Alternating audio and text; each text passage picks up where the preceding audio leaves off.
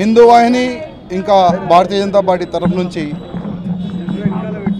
మన కాశ్మీర్ జమ్మూలో పుల్వాలో ఏ విధంగా ఈ టెర్రరిస్ట్ దాడిలో దాదాపు 40 మన భారతదేశం సైనికులు మరణించిన వాళ్ళకి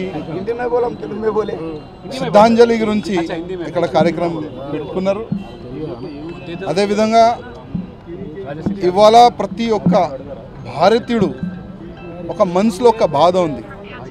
ఎట్టి పరిస్థితుల్లో పాకిస్తాన్కి ఇప్పుడైనా సరైన జవాబు ఇవ్వాలని అందరు కోరుకుంటున్నారు.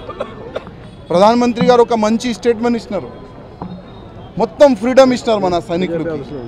ప్లేస్ డిసైడ్ చేయండి, మీరే ప్లాన్ చేయండి, కానీ ఎట్టి పరిస్థితుల్లో పాకిస్తాన్కి సరైన జవాబు ఇవ్వాలి, టెర్రరిజంని అంతం చేయాలని మోదీ గారు ఒక మంచి స్టేట్మెంట్ ఇచ్చినారు.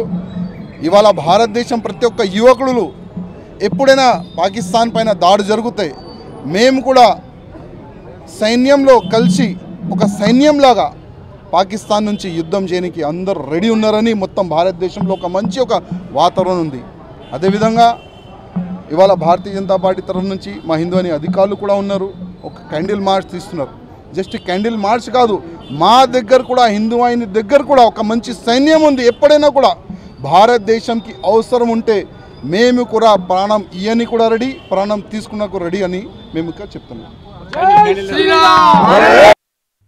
For more updates, please subscribe 99 TV Telugu.